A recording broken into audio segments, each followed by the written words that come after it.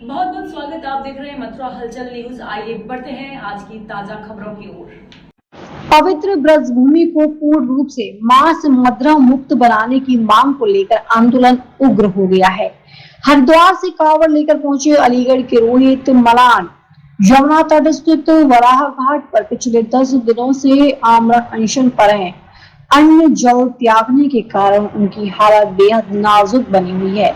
रोहित की तबीयत बिगड़ने की खबर मिलते ही कई सनातन प्रेमी समर्थन में वृंदावन पहुंच गए।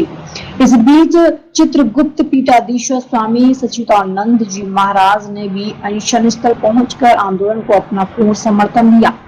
प्रदर्शनकारियों ने स्थानीय प्रशासन पर अवैध मांस मदिरा विक्रेताओं को संरक्षण देने का गंभीर आरोप लगाया।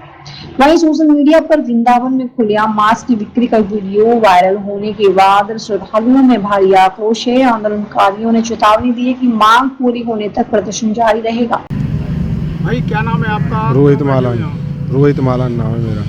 मैं बैठा हूँ ब्रज क्षेत्र से मांस मदिरा के लाइसेंस निरस्त करे सरकार, इसलिए बैठा हूँ। और 10 दिन हो गया आज मेरी भूख हड़ताल को।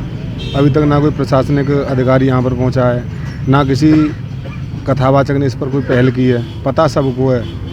पता सबको है वृंदावन में। बस मैं ये मांग रहा हूँ सबसे कि आप इस ब्रज के लिए आवाज़ उठा लो और इस ब्रज को बचा लो, क्योंकि यहाँ पर लाइसेंस की आड़ में बहुत गलत हो रहा है। जब मैं दंडवत कर रहा था, दूसरी दंडवत चल रही थी गोवर्धन तलेटी, जहाँ पर श्री कृष्ण स्वयं गौ पालन करते थे, वहाँ पर गौ काटी गई थी। तो क्यों हो रहा है? लाइसेंस की आड़ में। कटने के बाद मांस एक जैसा, निरीक्षण होने के बाद पता चलता है गौ का है या किसका है। तो ये सब बंद होना चाहिए। भगवान कृष्ण की भूमि है और यहाँ पर ये सब हो रहा है। अब शराबी बाहर से आते हैं, मैंने दंडवत परिक्रमा की, वो दारू पीकर परिक्रमा मार्ग में बैठ जाते हैं। उन पर घर तो है नहीं, यहाँ बैठ जाते हैं, तांडव करते हैं, बहन बेटी परिक्रमा लगाती हैं, गाली गलौज करते हैं, अभद्रता करते हैं। तो इस चीज़ से प्रभाव पड़ता है। इसके लिए संघर्ष कर रहा हूँ, 7-8 महीने से कर रहा हूँ। पहले दंडवत की, अब हरिद्वार से नंगे पैर जल लेके आया हूँ। 10 दिन से भूख हड़ताल पे हूँ। एक ही मांग है बस मेरी, यहाँ के कथावाचक, यहाँ के रसिक संत अपने अपने सोशल मीडिया के माध्यम से सरकार से निवेदन करें कि हमारे ब्रज से मांस और मदिरा के लाइसेंस निरस्त करे सरकार।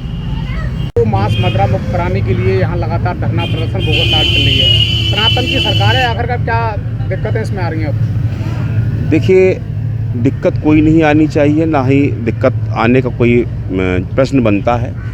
तत्काल प्रभाव से प्रशासन को आगे आना चाहिए और इस बच्चे ने आके, इस बालक ने जो हिम्मत दिखाई है, इसके मन में ही बराबर भाव रहा है। पता चला पहले भी ये 6-7 दिन धरने पर बैठे हैं, ये दोबारा धरने फिर बैठे हैं। आज ये कांवड़ यात्रा लेकर 11 तारीख को यहाँ आए हैं।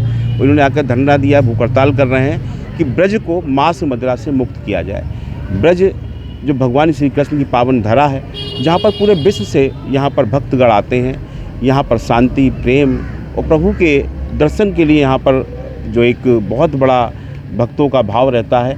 अब वहाँ पर जब मांस मदिरा बिक रहा है, जैसे अभी महाराज जी बता रहे थे कि किसी यहाँ रोड पे घुस रहे हैं, वहाँ मछली बिक रही है, वहाँ बकरे काट के लटकाए गए हैं, अंडे बिक रहे हैं। ये क्या किसी धार्मिक क्षेत्र में होना चाहिए? यहाँ पर हर हाल में प्रशासन को तुरंत आगे कार्रवाई करते हुए जितने मांस मदिरा की दुकानें हैं, इनको तत्काल प्रभाव से बंद करना चाहिए और जो इस बच्चे की मांग है उसको पूर्ण करना चाहिए। अपने लिए मांगने नहीं आया है, ये बच के लिए आया है और एक जिद पर है। हमने समझाने का प्रयास किया कि महाराज जी कुछ भी हो जाए, पहले हमें कुछ संतों ने आश्वासन दिया था, लेकिन दोबारा उन्होंने हमारा साथ नहीं दिया। हम अपना ये व्रत नहीं तोड़ेंगे जब तक हमारी मांग पूरी नहीं होगी। तो प्रशासन को आगे आना चाहिए और आगे आकर तत्काल प्रभाव से इन मांगों को मांगना चाहिए कि ब्रज को नशा मुक्त और मांस मदिरा मुक्त करना चाहिए। महाराज जी, जब मांगें पूरी नहीं होती तो आगे संत समाज का क्या कदम रहेगा? देखिए, संत समाज इस बच्चे के साथ है और हम लोग इसके लिए पूरी तरीके से, अभी देखिए हम लोग कृष्ण जन्मभूमि की लड़ाई लड़ रहे हैं, हम वहाँ पीछे नहीं हट रहे हैं, तो पीछे हटने वाले नहीं है। बिल्कुल है, इस बच्चे की बात को लेके हम शासन प्रशासन तक जाने का प्रयास करेंगे और इसको बिल्कुल निश्चित तौर पर करना होगा, हर हाल में करना होगा, क्योंकि ये सनातनियों की सरकार है और ये देवभूमि है। देवभूमि में तो इस प्रकार के कृत्य होने ही नहीं चाहिए।